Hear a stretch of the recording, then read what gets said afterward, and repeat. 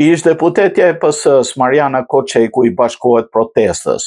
Deputetja Mariana Koçeku ju bashkua mbrëmjen e së premtës protestës që u zhvillua para kryeministrisë vetëm pak ditë pasi shpalli largimin nga grupi parlamentar i Partisë Socialiste.